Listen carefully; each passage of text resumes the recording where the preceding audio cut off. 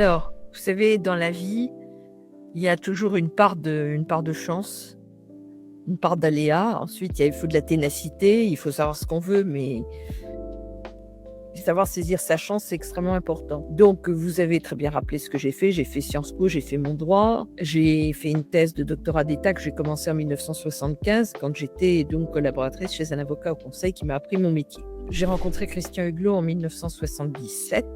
Il était déjà un avocat connu et reconnu. Il avait fait le premier procès environnemental, en fait, en France et en Europe, qui concernait la pollution de la Méditerranée par les bouches de la montée d'Issat. Donc, nous avons eu, je dirais, coup de foudre à la fois sentimental et intellectuel, je passe les détails, mais enfin décidé de travailler ensemble. Et le 1er janvier 1978, effectivement, on a lancé ce cabinet, qui était déjà le sien, mais qui est devenu le nôtre, indiquant que nous ne ferions pas de droit privé et que on laissait nos confrères faire le droit privé. On leur envoyait des dossiers qui pouvaient venir et qu'on leur demandait en contrepartie de nous envoyer leur dossier de droit administratif qu'ils ne traitaient jamais eux-mêmes. C'est comme ça que ça a commencé. Puis en 1978, il y a eu l'affaire de la Moco qui est arrivée. Travailler sur ce dossier, on l'a gagné. Et ensuite, il y a eu beaucoup d'autres choses qui ont été faites. Alors pourquoi le droit public ? Parce que c'est un choix qu'on avait fait. Vous savez, quand vous faites votre droit, vous choisissez droit privé ou droit public. Et Christian, comme moi, on avait choisi le droit public. Ce qui était un choix relativement rare à l'époque pour des avocats. C'était un choix qu'on faisait quand on voulait être universitaire, pas quand on voulait être avocat.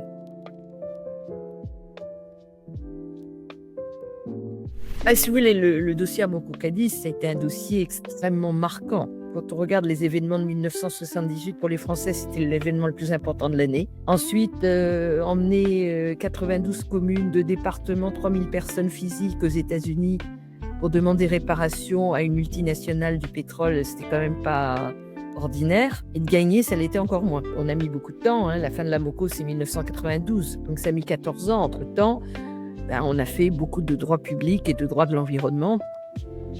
J'ai enseigné et puis on a beaucoup travaillé avec les collectivités locales. Et le cabinet, progressivement, s'est étoffé, même s'est étoffé considérablement. Je dirais que c'est d'abord parce que j'ai été ministre de l'Environnement, donc ça a donné une étiquette très environnementale. Mais on fait toujours beaucoup de droit public, beaucoup de commandes publiques, de marchés, de contrats, et puis des quantités de domaines qui sont à cheval sur l'environnement. Et vous savez, le droit de l'environnement, c'est beaucoup de droit public. Les autorisations environnementales, les ICPE, les déchets, les DUP, l'urbanisme, tout ça, c'est du droit public, mais c'est du droit de l'environnement. Donc en fait, les deux sont mêlés. Ce qui est nouveau aujourd'hui, c'est le droit climatique, c'est le droit de l'environnement appliqué au droit des sociétés, c'est le droit alimentaire, le droit de la santé, c'est tout ça qui est nouveau. Et ce qui est très intéressant, c'est précisément cette immense variété du droit de l'environnement qui à la fois vit aujourd'hui une véritable régression, on reviendra peut-être là-dessus tout à l'heure, mais en même temps est un droit extrêmement envahissant.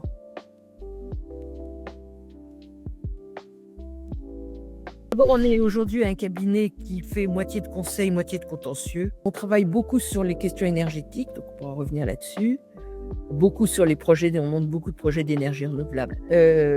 Aussi sur le nucléaire, je connais bien, de projets d'aménagement, sur tout ce qui va concerner la reconquête de friches polluées, parce que c'est nécessaire pour le montage d'opérations. Vous voyez, par exemple, d'avoir du foncier, c'est très important. Pour l'urbanisme, c'est pareil. Ensuite, on travaille beaucoup dans le domaine de la santé environnementale. C'est un sujet auquel je tiens énormément. On a lancé une action collective pour les riverains victimes des pesticides, par exemple. J'ai attaqué devant le tribunal de l'Union européenne l'autorisation du glyphosate. Voilà, on fait... Et c'est des choses domaines qui sont très variés. On fait beaucoup de contrats aussi dans le domaine de l'énergie, mais pas seulement dans le domaine de l'énergie. On fait du pénal de l'environnement parce que ça se développe de plus en plus. On travaille sur les éco-organismes, on travaille sur l'économie circulaire, on travaille... C'est très, très varié, en fait.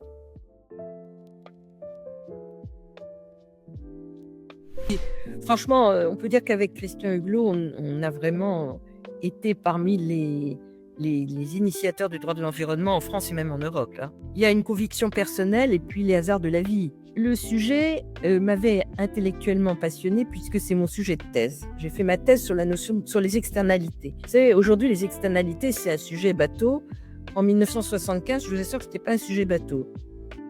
Personne ne pensait à ça. En fait, il y avait Roald Coase, qui était un auteur américain qui avait un peu travaillé sur le sujet, et Claude Jessuas, c'est à peu près tout. Et quand j'étais voir un professeur extraordinaire qui s'appelait Prosper Veil, pour lui demander d'être mon directeur de thèse et que je lui ai parlé de ça, il m'a dit « je vois même pas de quoi vous me parlez ». Oui. Voilà. Donc, parler des externalités, ça m'a évidemment conduit à l'environnement. Parce que les externalités négatives, elles sont très largement, elles peuvent être sociales aussi, bien sûr sociétales, mais elles sont très largement environnementales. Puis ensuite, il y a eu la rencontre avec Christian et puis mon investissement, parce que ce que j'ai appris à ses côtés, c'est que quand on fait du droit de l'environnement, eh bien, il faut travailler avec des scientifiques. Parce que le droit de l'environnement, il repose sur des preuves scientifiques. Donc, il faut apprendre à travailler avec les scientifiques. Donc, j'ai appris beaucoup de choses, en fait, dans beaucoup de domaines. Et puis, progressivement, j'ai fait de l'enseignement, beaucoup. J'ai toujours enseigné. J'ai chargé de TD à Paris 2 en 1975.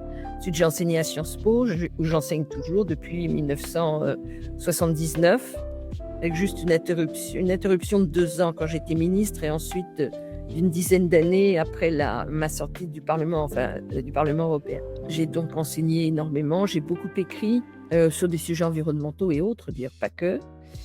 Et puis, j'ai été secrétaire du Conseil de l'Ordre des avocats à la Cour d'appel de Paris, ce qui était quand même une charge assez importante en 89, quelque chose comme ça, 88, 89.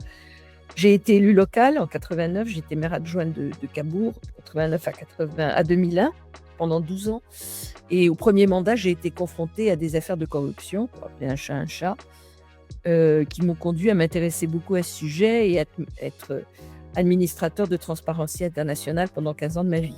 Et puis, une chose en entraînant une autre. Il y a eu donc mon passage au ministère de l'Environnement, alors que je n'avais quasiment aucun engagement politique, si ce n'est environnemental, puisque j'étais à Génération Écologie en 1989, quelque chose comme ça, 90, ça a été créé à ce moment-là avec Boris Lalonde. J'ai eu la chance que Jacques Chirac et Alain Juppé me donnent ma chance, me confient cette grosse responsabilité.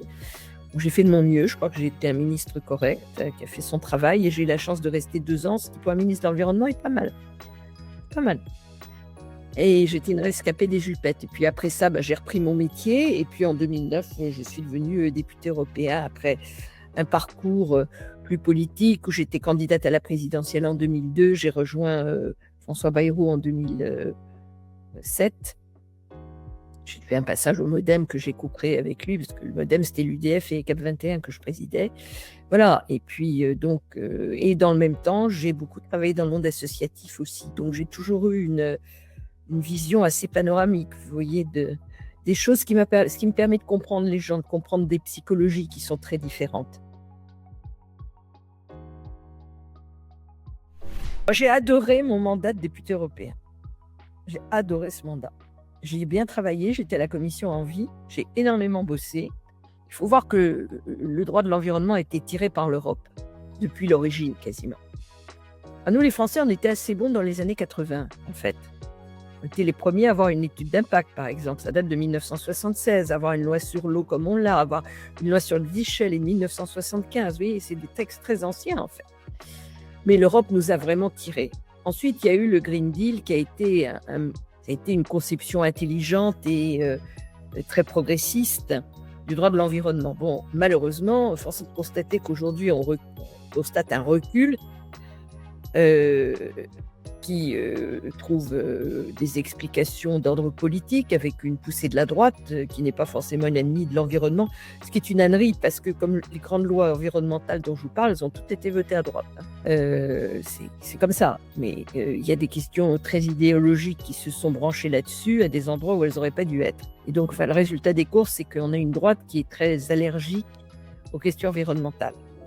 Et donc, comme on a un mouvement de balancier vers la droite, forcément, l'environnement en subit les conséquences. Bon, il y a la révolution trumpiste qui est encore une autre affaire, et dont on ne sait pas jusqu'où elle va aller et dans quelle catastrophe elle va entraîner les États-Unis, parce que ça va quand même très mal se terminer, cette histoire-là. probablement pour les États-Unis et probablement pour le reste du monde aussi. Mais quoi qu'il en soit, on a un backlash environnemental indéniable.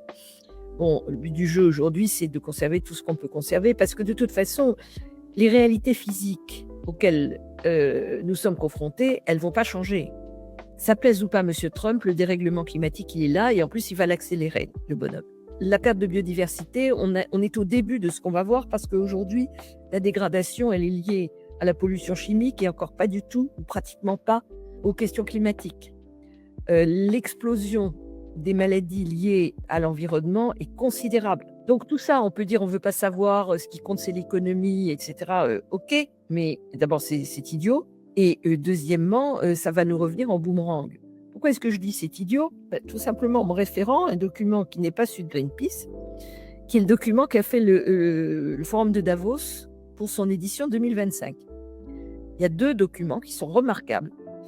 L'un, ça s'appelle l'état des risques et l'autre, ça s'appelle le coût de l'inaction, qui reprend un travail qui avait été fait par Lord Stern en 2007 ou 2008 et ensuite repris en 2017 ou 2018. Et ces 2 documents montrent pertinemment que c'est l'intérêt du monde économique de s'investir dans la transformation et dans la transition.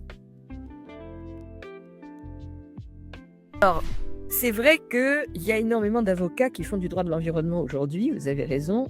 Et je dirais que Christian et moi, nous avons quasiment formé plus de la moitié de nos concurrents actuels.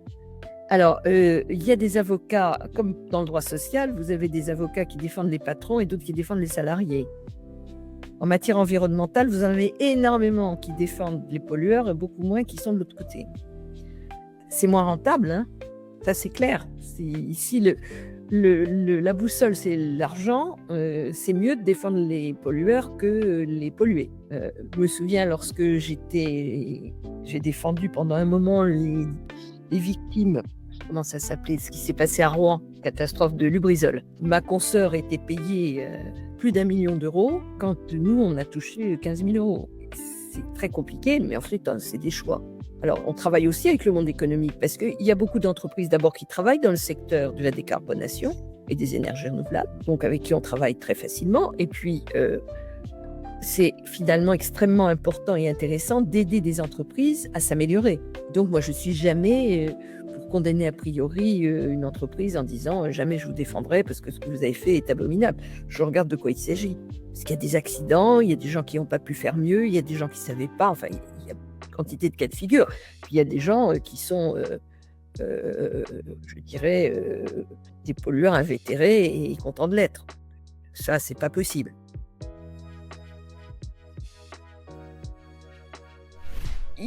On a une transition globale à faire. Elle va être dure, elle va être pénible et en plus, elle se fait dans un contexte géostratégique catastrophique. Donc ça va être encore beaucoup plus compliqué que ça ne l'aurait été si on était dans un monde serein. Il n'empêche qu'on n'a pas le choix. On n'a pas le choix parce que, même sur un plan économique, et le rapport auquel je faisais allusion tout à l'heure est quand même très intéressant à cet égard, le coût de l'investissement dans l'atténuation et l'adaptation, c'est 4% du PIB planétaire. Le coût de l'inaction, en fonction du moment où on se place, c'est entre 10 et 15%. Donc c'est pas rentable. Il faut avoir ça dans la tête. Alors ensuite, il faut manœuvrer. L'humanité n'a pas de choix. Je veux dire, c'est un texte qui n'allait pas assez loin, bien sûr, mais qui allait déjà beaucoup trop loin, puisqu'en réalité, il a été torpillé. La partie surveillance a été votée, a été appliquée convenablement. La partie planification a été très mal appliquée, parce que les décrets d'application ont mis des années à sortir, et le système cohérent que j'avais conçu a été mis par terre à cause de cela. Quant à toutes les dispositions techniques, qui concernait le bois, qui concernait l'électricité, qui concernait la fiscalité, qui concernait les voitures GPL, qui concernait les voitures électriques, etc., ça n'a pas été mis en œuvre ou avec 20 ans ou 30 ans de retard. Donc, si vous voulez, on voit maintenant, quand on voit ce que coûte en termes de vie humaine, la pollution de l'air, les liens entre la pollution de l'air et les maladies, les liens entre la pollution de l'air et les questions climatiques aussi, bien sûr, parce que vous avez eu raison de le rappeler, la loi sur l'air Et sur l'utilisation rationnelle de l'énergie, on savait déjà qu'il y avait des problèmes, hein, c'est pas nouveau. Donc moi, ça me fait un peu mal au cœur, si vous voulez, parce que je vois tout le temps qu'on a perdu et tous les gens qui ont été malades ou blessés ou morts à cause de ça. Mais que voulez-vous? Écoutez, merci, c'était très agréable comme interview. Merci beaucoup.